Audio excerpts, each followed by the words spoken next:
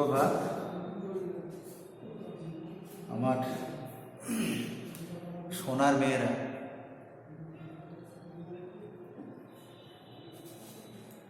হাসলে কেন? আমি ওইরকমই বলি।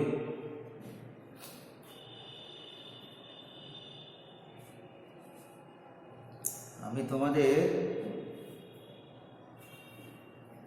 আমার নিজের কন্যার মতো মনে করি, ওই জন্য বলি সোনার মেয়ে। এই প্রথম দেখা তো তোমাদের সঙ্গে, তাই সম্বোধনটা করলাম। কি অসুবিধা হলো? হ্যাঁ হ্যাঁ, বেশ, তাহলে সেইভাবে আমার সঙ্গে সহযোগিতা করবে। হ্যাঁ বেশ। তোমাদেরকে আমি যে বিষয়টার জন্য এসেছি ক্লাস করতে, সেটা তোমাদের যে সিলেবাসটা করা আছে সেইটা আগে আমাকে দিয়ে দিই। ফার্স্ট টার্ম সিলেবাস, হ্যাঁ, ফার্স্ট টার্ম পরীক্ষা যেটা অনলাইন পরীক্ষা হবে তোমাদের, তার সিলেবাসটা একবার দিই। দেওয়ার পরে আমি শুরুটা করব, বুঝতে পারলেন? তোমাদের ইতিহাস বইটার নাম কি? ইতিহাসের পঞ্চম পাঠ। এখানে কি কি আছে সেগুলো একটু বলে দিই। চতুর্থ অধ্যায় আছে, বই বার করো। আশা করি বই কিনেছো সবাই। বই বার করে ফার্স্ট টার্ম লিখে রাখো, নাহলে খাতায় লেখো। ফার্স্ট টার্ম এক্সামিনেশন বা প্রথম পার্বিক পরীক্ষা বলে খাতায় টুকটুক করে লিখে নাও। আমি ধীরে ধীরে বলছি সব।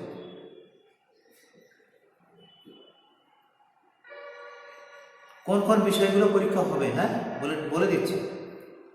বইয়ে দাগিয়ে দিতে পারো, খাতাতে লিখতেও পারো, সুবিধা, যেটা সুবিধা মনে করো করো। লেখো চতুর্থ অধ্যায়। চতুর্থ অধ্যায় কি আছে সেখানে?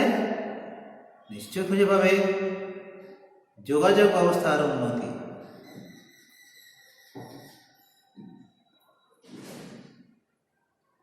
তারপরে লেখো পঞ্চম অধ্যায়।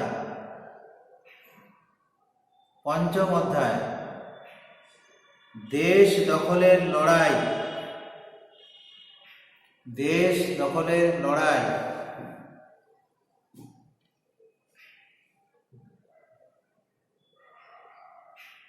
তারপরে লেখো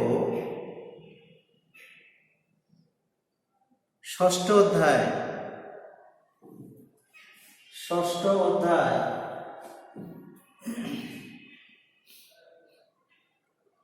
কি আছে সেখানে? নানা দেশে বিপ্লবের কথা।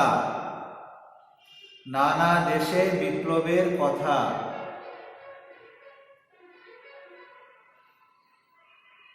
তারপরে লেখো সপ্তম অধ্যায়। সপ্তম অধ্যায়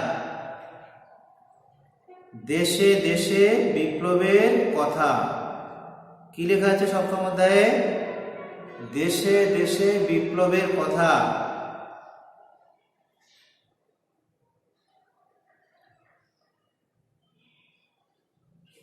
সপ্তম অধ্যায়, ষষ্ঠ অধ্যায়ে দেশে দেশে বিপ্লবের কথা। নিশ্চয়ই এটা সপ্তম অধ্যায়ে। আমি একটু দেখে নিই, ভুল বললাম নাকি।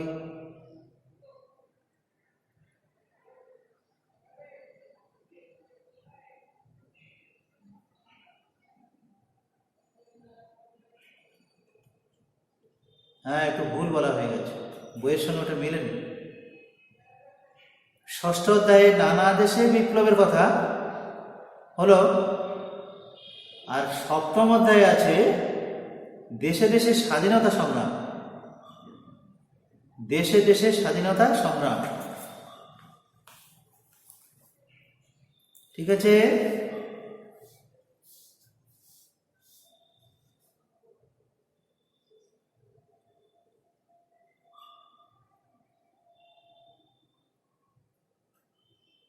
প্রিন্টিং মিস্টেক হয়ে গেছে, যাই হোক, আরেকবার বলবো আমি পরে। তারপরে লেখো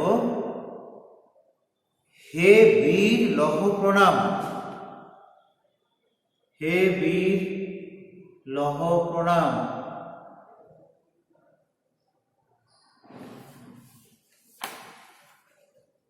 এই বীরদের কথা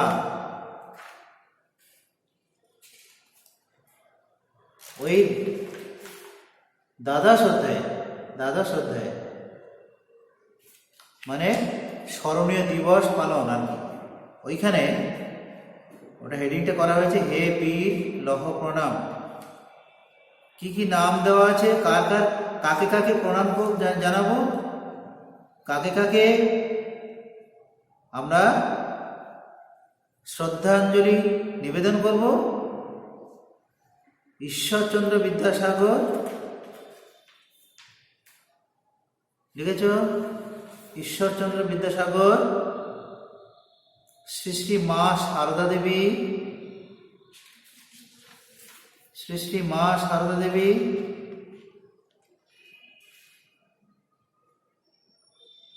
আচার্য প্রফুল্লচন্দ্র রায়, আচার্য প্রফুল্লচন্দ্র রায়,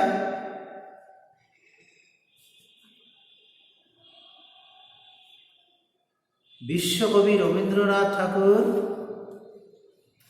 বিশ্বকবি রবীন্দ্রনাথ ঠাকুর,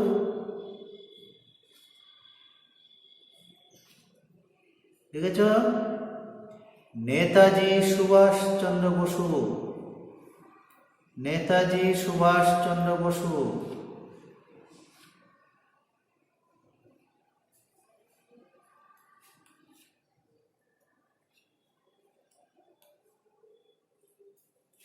ঠিক আছে? নামগুলো পেয়েছ? বেশ।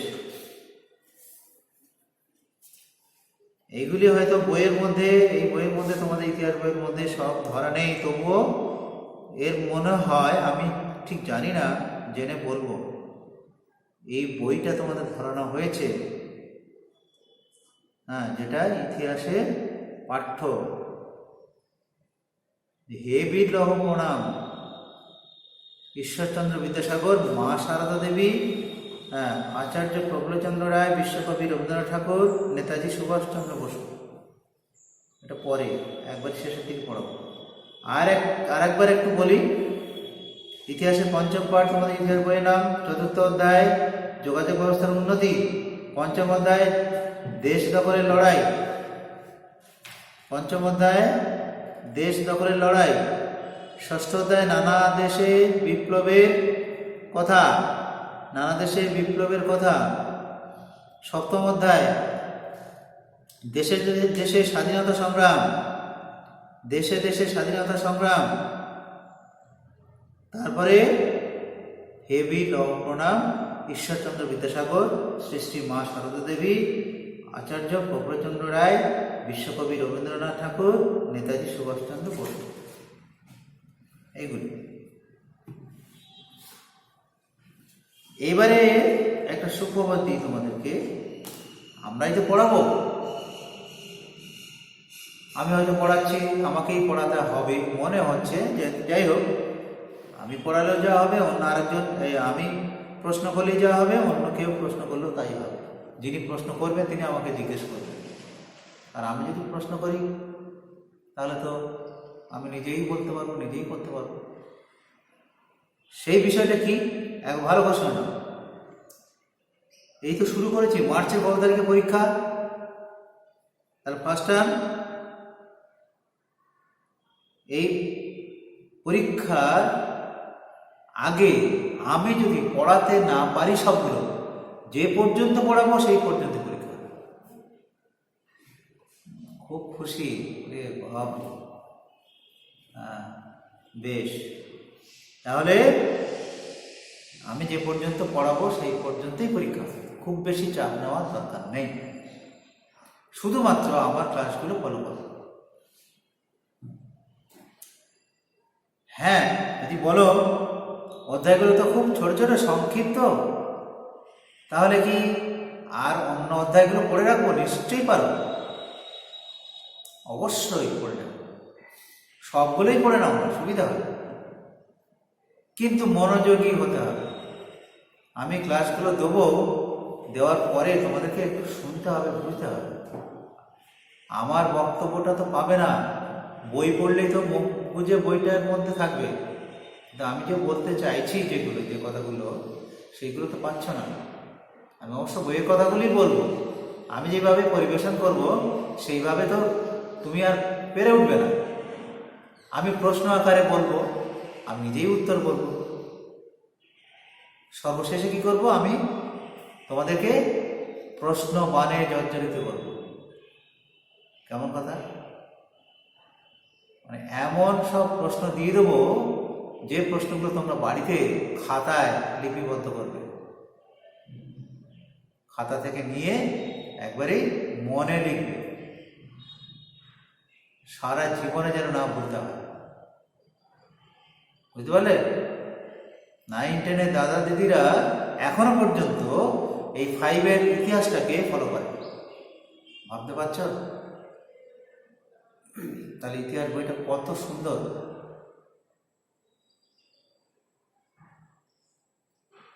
তাহলে এক কথা বলা হয় যে 9-10-এর সিলেবাসের মধ্যে যেগুলি আছে সেইগুলির মধ্যে, সেগুলো কিন্তু এখানে সংক্ষিপ্ত আকার বলা আছে। আর তোমরা কি একবারই বড় ক্লাসেও প্রমোশন পেয়ে গেলে নাকি? পেয়ে যাওয়াই ভালো। মনটা তৈরি করতে হয়, মনটা সবসময় উপরে রাখতে হয়। মন যার উঁচুতার সব কাজ উঁচু হয়, আর মন যার নিচুতার সব কাজ নিচু হয়। মনটাকে বড় রাখতে হবে। পৃথিবীটা আমাদেরকে মনে রাখতে হবে, পৃথিবী বিশাল একটা ব্যাপার। এই ধারণা আমাদেরকে অবশ্যই মনে রাখতে হবে যে পৃথিবীর মধ্যে আমি একজন। কি বললাম কথাটা? কষ্ট হলো নাকি বুঝতে? না, পৃথিবীতে তুমি, তোমার একটা জায়গা আছে, তুমি সেই জায়গাটাকে দখল করে শুধু থাকবে না, ভাবতে হবে পৃথিবীর জন্য। তুমি একজন এই সৃষ্ট জীব, পৃথিবীতে তুমি অবস্থান করছো, তুমি মানুষ। আর এই মানুষের কথাই হলো ইতিহাসের কথা। মানুষ সবই পারে, মানুষকে সবই করতে হবে। আর এর জন্য মানুষ এত পরিশ্রম করে আজকে আমি তোমাদের সামনে উপস্থিত হতে পেরেছি। তাহলে বলো, তোমাদের সামনে যে আমি আমার কথাগুলো উপস্থাপন করছি কিসের বলে? মানুষ অনেকটা এগিয়ে এসেছে, অনেক দূর পৌঁছে গেছে। কিসের সাহায্যে? বিজ্ঞানের সাহায্যে। বিজ্ঞান মানুষকে অনেকটা দূরে পৌঁছে দিয়েছে। তা আমাদেরকে মনে রাখতে হবে যে আমরা যেটা পেয়েছি সেটা যেন ধ্বংস করে না দিই, সেটা যেন ধরে রাখতে পারি। তাহলে আলোচ্য বিষয়ের মধ্যে আমি ঢুকে গেছি, কিন্তু বুঝতে পারলে তো? লেখা আছে দেখো, যে যোগাযোগ ব্যবস্থার উন্নতি। যোগাযোগ মানে শুধু সড়ক পথ, রাস্তাঘাট এসব না, এটাও একটা যোগাযোগ ব্যবস্থা। তোমাদের মধ্যে আমি প্রবেশ করেছি, তোমাদেরকে আমি প্রথমেই যে সম্বোধনটা করলাম সেটা আবেগবশত নয়, আমার আন্তরিক ভালোবাসার জন্য তোমাদের কাছে আমি পৌঁছাতে পারলাম। সেটা কিসের দৌলতে? এই যে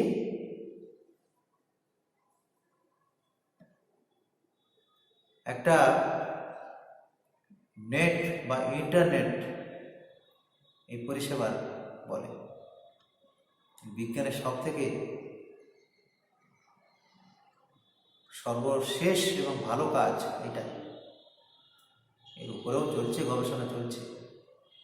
মুহূর্তের মধ্যে আমাদের আরকে মিশন সারদা বিদ্যাপীঠ, RKM সারদা বিদ্যাপীঠ এই ইউটিউব চ্যানেলকে যে কেউ সাবস্ক্রাইব করলে, যে কেউ এটাকে গ্রহণ করলে আমাদের সঙ্গে তারা যোগাযোগ রাখতে পারবে।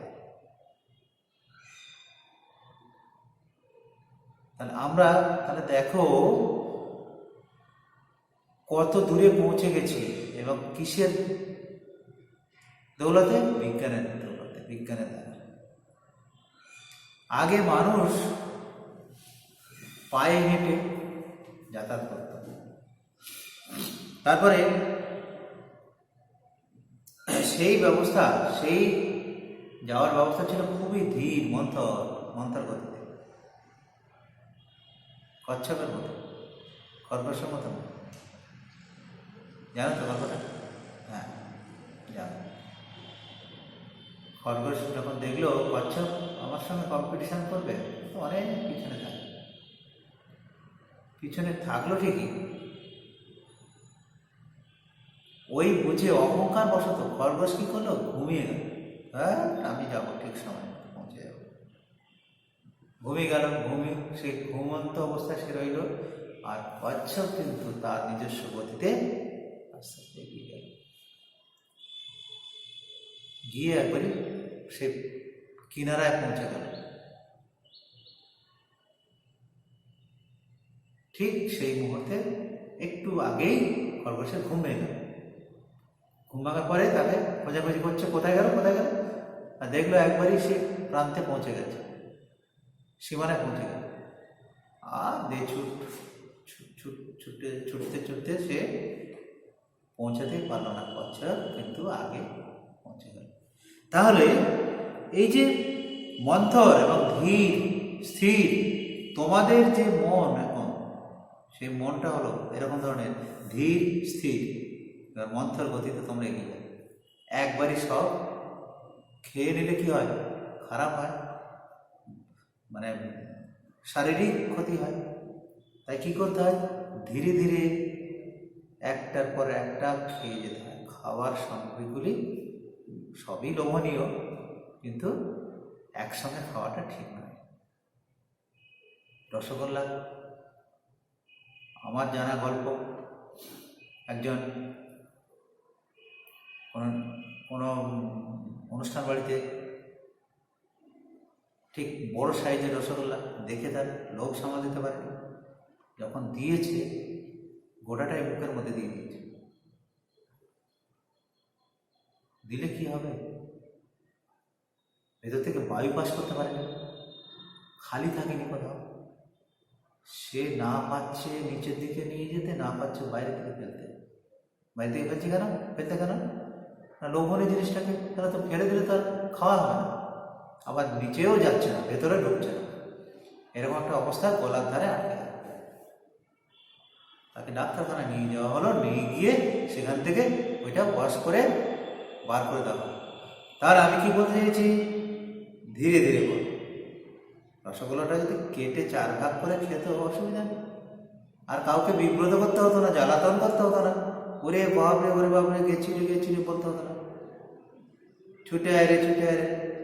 তার এই কথাগুলো বলার ক্ষমতা নেই, পাশের লোকগুলোকে বিব্রত করা হলো। তার আমাদের কি করতে হবে? আমরা যেন এমন কাজের মধ্যে থাকি যে কাজ আমাদেরকে ধীরে ধীরে এগিয়ে নিয়ে যাবে। কখনই আমরা ওই একসঙ্গে সবগুলো করব। পড়াশোনার ব্যাপারে তাই, তুমি প্রত্যেক দিন রুটিন তৈরি করে নিয়ম মাফিক পড়ো, একসঙ্গে অনেক না পড়ে ধীরে ধীরে করো।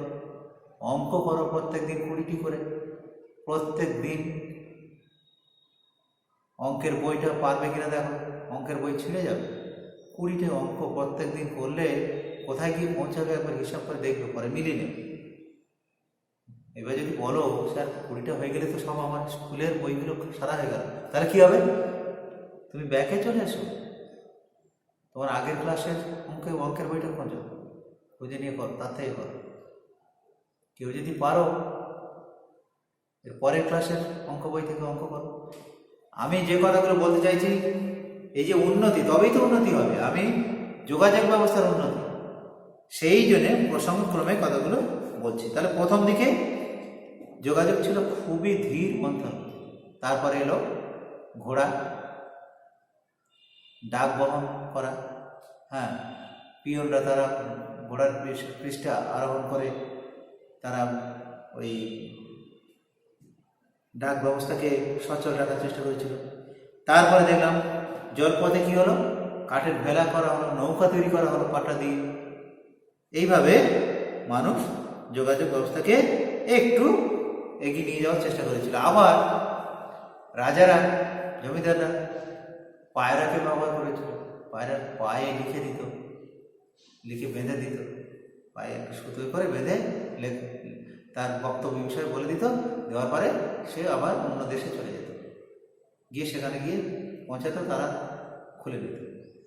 সেইখান থেকে আবার তারা তাদের বক্তব্য বিষয় ওইভাবে, এই যে এটা কিন্তু খুব ঝুঁকিবহ, তবু তো করেছে মানুষ। এখন এখন কি হচ্ছে, সভ্যতা সমাজ ব্যবস্থা অনেক অনেক গুণ এগিয়ে এসেছে। এখন ওই অবস্থা নেই। এখন সমগ্র জীবনটা হয়েছে গতিময়, গতিসম্পন্ন।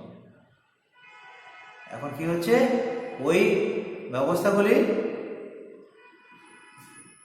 আজকে টেলিফোন, টেলিগ্রাফ, এই যে মোবাইল পরিষেবা, ইমেল, ফ্যাক্স, ইন্টারনেট, এইসব হতেই মানুষ কিন্তু এখন দেশ বিদেশের সঙ্গে মুহূর্তের মধ্যে খবর আদান প্রদান করতে পারছে।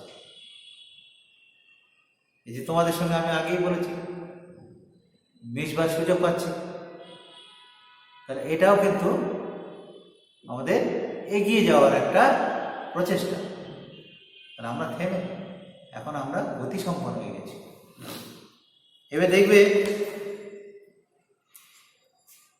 যে মানুষ আরো কিভাবে এগিয়ে যাওয়ার চেষ্টা করছে। মানুষ পাতালে যাওয়ার চেষ্টা করে, পাতালে পথ, পাতাল রেল তৈরি হয়েছে। বিভিন্ন কারখানাতে অত্যাধুনিক যন্ত্রপাতি লাগানো হয়েছে, যে যন্ত্রপাতিগুলির সাহায্যে সেই কারখানাগুলিকে আরো উন্নত ধরনের মডেল তৈরি করা হয়েছে, সম্ভব হয়েছে।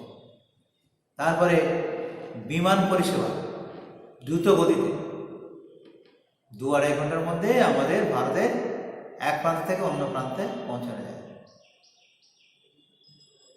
তা এইসব পরিষেবাগুলি আমাদের খুব পরিশ্রম করে বিজ্ঞান কিন্তু আমাদের একটা ভালো জায়গায় নিয়ে আসতে পেরেছে।